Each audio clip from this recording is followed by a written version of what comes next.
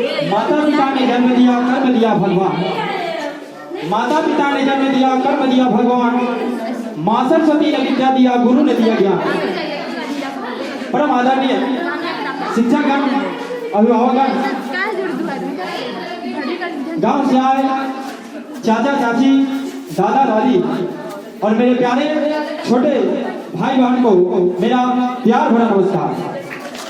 मैं अंकेश कुमार, नितेश्वर महाविद्यालय का छात्र, एनएसएस की तरफ से आप सभी ग्रामवासियों का हार्दिक अभिनंदन करते हैं। सबसे पहले मैं रंजना मैम को कोटि कोटि को नाम करना चाहता हूँ कि जिनके कृपा से आज हम लोग इस गांव में आए हैं। उसके बाद समाज शिक्षक मेरे प्रिंसिपल सर भी आए। आज हमें देखकर हम लोग को बहुत ही धन्य हुआ। हमें लग रहा है कि अब इस गांव का विकास अग्रसर होगा। इसके बाद शिक्षक का गुरु जिसे कहते हैं, हर एक इंसान के लाइफ में कहीं न कहीं गुरु का महत्व होता है। उन पर हम दो शब्द बोलना चाहते हैं। हेलो सुनिएगा, आप सभी बच्चे बहुत ही शिष्टाचार वाले हैं, इतने ध्यान से विनम्र से हम लोग की बातों को सुन रहे हैं, इसके लिए बहुत बहुत धन्यवाद। कहते हैं माँ हम लोग को जन्म देती है तो माँ गोदी में यहाँ सुलाती है, क्योंकि चाहती है कि मेरा बच्चा वर्तमान में खुश रहे। आप लोग मानते हैं माँ यहाँ गोद रखती है कि मेरा बच्चा वर्तमान में खुश रहे। पिता कंधे पर रखते हैं, चाहते हैं कि मेरा बेटा भविष्य में हमसे आगे जाए। लेकिन शिक्षक डे 1 से आंगनबाड़ी हो, प्राथमिक स्कूल, प्राइमरी स्कूल, कॉलेज या हाई स्कूल, सब में डे 1 से अपने पैरों पर खड़ा कराते हैं। बोलते हैं कि बेटा इस जिंदगी में तुम्हारा दूसरा कोई नहीं होने वाला है। क्या नहीं होने वाला है? तो ऐसे शिक्षक के लिए, गुरु के लिए आप सभी से एक ताली बनता है। और हम देखेंगे 7 दिन के कैंप में जो इस गांव से हमने सीखा है और क्या हमें कमी है, पहले उसको साझा करेंगे। थोड़ा सा आप लोग शांत रहेंगे, आप लोग बहुत ही शिष्टाचार वाले, थोड़ा सा शांत रहेंगे, तब हमारे बातों को क्या करेंगे, शांत से रहे, ठीक है। इस गांव में अगर देखें तो सबसे पहले हमें जो दिखाई दिया वो संघर्ष। कहते हैं इतनी कम संसाधन में जो गांव के लोग संघर्ष से, उतनी कम संसाधन में पढ़ाई में अक्सर साफ सफाई, रहन सहन, जो कि हम लोग शहर वाले पूरे गांव के ऊपर डिपेंड रहते हैं। चाहे दूध हो, दही हो, साग सब्जी, चावल दाल, हर एक चीज उपजाते हैं। सभी चीज में हम लोग गांव पर डिपेंड रहते हैं। बहुत चीज हम नया देखा इस गांव में। शिमला मिर्च का पेड़ हमने पहली बार देखा था, बहुत सारे मेरे सदस्य भी पहली बार देखे थे। तो अनेक चीज में इन्होंने संघर्ष कर रहे हैं। इनके नजर में, इनके बातचीत में हम लोगों ने आया तो सोचा भी नहीं था कि हमारे बात को इतने प्रेम से इन लोगों ने सुनेंगे। इसलिए जिस दिन हमको लगा, हम लोगों ने रंजना मैम को कोटि कोटि प्रणाम किया कि आपने सही गांव का चयन किया है। उसके बाद देखेंगे गांव में क्या कमियां। तो कमियां का तरफ तो सबको जानते हैं कि रोड, गांव से महज शहर से महज 6 से 8 किलोमीटर की दूरी पर होगा यह पीर मोहम्मदपुर गांव। कोई बिलीव नहीं करता है। हम अपने सब संबंधी में, दोस्तों में शेयर किए गांव का बात, तो कोई बिलीव नहीं कर रहा था। सर बोला कि वहां के आप लोग वीडियो दीजिए, तो हमने वीडियो भी सर के साथ साझा किया है, बनाया है कि उन लोगों के पास शेयर करेंगे। और हमने वीडियो बनाया कि लोगों के पास यहाँ की कमी पहुंचे। उसके बाद सबसे बड़ा अगर रोड की समस्या है तो मेरे ड्राइवर साहब है, जिन्होंने डे 1 आया, दूसरा दिन उन्होंने जवाब दे दिया कि अब उस गांव में हम नहीं जाएंगे। फिर दूसरा दिन जो आया, आज नहीं आए हैं, हमें लगता है जो आज भी आए वो तीसरे दिन नहीं आएंगे। हमें ये सोचकर इतना डर लगता है कि गांव की बेटी, महिला, बहन या जो महिला प्रेग्नेंट है, रात को अगर कोई ऐसा समस्या होता है तो शहर तक कैसे पहुंच पाती होगी। शहर से पूरा कनेक्शन टूट गया है शहर का। आप लोग आए होंगे, देखे होंगे, कोई रोड का यहाँ नामो निशान नहीं है। तो इस पर प्रयास करेंगे। सर लोग आए हैं, हम लोग आप लोगों की समस्या को आगे जरूर बढ़ाएंगे।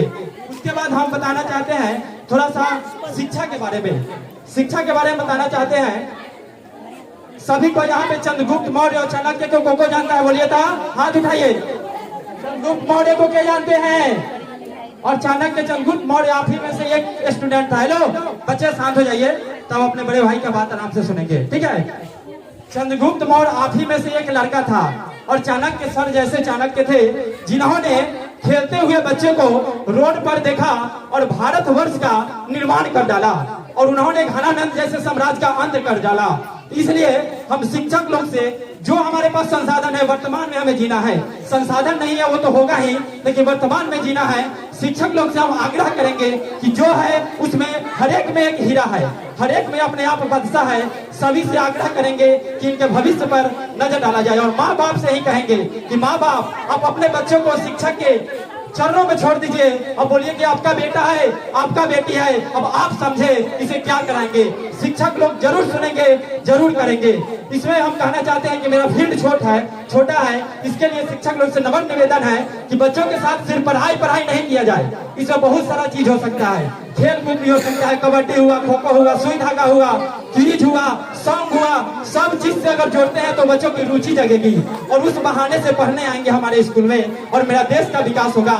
क्योंकि इन बच्चों को छोड़कर हम स्मार्ट शहर और स्मार्ट देश का विकास नहीं कर पाएंगे। तो शिक्षक लोग से विनम्र निवेदन है और माँ बाप से भी निवेदन है कि आप लोग बच्चों पर जरूर ध्यान दें, और स्कूल में बच्चा आया कि नहीं लास्ट में आकर जरूर देखे, फर्स्ट में देखे और लंच टाइम में आकर भी देखे। आप लोग से निवेदन है, क्योंकि हम लोग में से ही है। अगर ये पीछे रह जाएंगे तो हमारा देश कहाँ से आगे बढ़ पाएगा, और देश आगे नहीं बढ़ पाएगा तो हम लोग नहीं बढ़ पाएंगे। अब थोड़ी सी हम बेटियों पर नजर डालते हैं, थोड़ी सी हम महिला के थोड़ा टाइम का मैं थोड़ा बात बताना चाहता हूँ। महिला पर कहते हैं बेटी सास उठाई तो किरण बेदी और कल्पना चावला बन गई, सास उठाई तो किरण बेदी और कल्पना चावला बन गई, और सस उठाई तो रजिया सुल्तान झांसी की रानी लक्ष्मीबाई बन गई। कहते हैं कभी बेटी सरस्वती और लक्ष्मी है तो रूप धारण करने पर दुर्गा और काली भी है। इसलिए बेटी को शिक्षा देना बहुत ही आवश्यक है, अनिवार्य है। क्योंकि एक बेटी से एक समाज, एक गांव शिक्षित नहीं होता है, बल्कि उससे उसका पति का घर, वो भी गांव शिक्षित होता है। हम ऐसा नहीं कर रहे हैं कि जो बेटी, जो महिलाएं शिक्षित नहीं है उनके बेटे अशिक्षित है। हेलो, आप लोग शांत हो जाइए, थोड़ा सा मेरे बात को सुन लीजिए, ठीक है। आप लोग बहुत ही अच्छे स्टूडेंट हैं, हमें देखकर खुशी हुई। कहते हैं कि जो महिला ऐसा नहीं माने कि शिक्षित नहीं है तो बच्चे शिक्षित नहीं है। मेरी माँ आज भी अशिक्षित है, लेकिन माँ से एक रोटी मांगी है तो माँ 2 रोटी देती है। अशिक्षित होने के बाद भी 6 बजे बोलिएगा उठाने के लिए हम लोग आ जाते हैं तो माँ 4 बजे उठाती है। इसलिए महिला को ये ना समझे जो अशिक्षित है वो कम है, वो भी अपने आप में विशाल है। कहते हैं कि हिफाजत करना खुदा का काम था। सुनिए, हिफाजत करना खुदा का काम था, वो माँ ने कर दिया। हिफाजत करना खुदा का काम था, वो माँ ने कर दिया। मोहब्बत करना खुदा का काम था, वो भी माँ ने कर दिया। देखते ही देखते नजरों के सामने पर्वत दिगार हो गया। वो बहुत पछताया, बहुत रोया, क्योंकि माँ को जन्म देकर खुदा खुद बेरोजगार हो गया, खुदा खुद बेरोजगार हो गया। इसलिए हम चाहते हैं कि महिला को नहीं बांटिए। कहा कि एक महिला अपने 9 महीना पेट में एक बच्चे को रखकर घर में सबसे पहले उठती है, खाना बनाती है, बच्चों का लंच बॉक्स पैक करती है, और रात को सबसे देर से सोती है और सबको खिलाने के बाद सोती है। अगर हम पुरुष को मिल जाए एक गेंद, एक ईटा की लेकर दिन भर चले तो हम लोग नहीं चलेंगे, क्योंकि बोझ हो जाता है। लेकिन एक महिला के लिए ये बोझ नहीं बनता है। भाई, हम सर्वेक्षण किए थे तो गाँव में कोई भाई बोले कि आप लोग सिर्फ महिला को शिक्षित करने आए हैं, तो उनके लिए हम 2 शब्द बोलना चाहते हैं। देखिए भाई, महिला को शिक्षित करने नहीं आई है, ये पुरुष प्रधान देश है। महिलाओं के लिए आज्ञा शब्द का प्रयोग होता है, लेकिन लड़कों के लिए नहीं होता है। यहाँ लोन लिया जाता है बेटी के शादी के लिए और बेटा को कोटा भेजने के लिए। ये सब चीज हम बताने आए हैं कि अपना अधिकार जाने।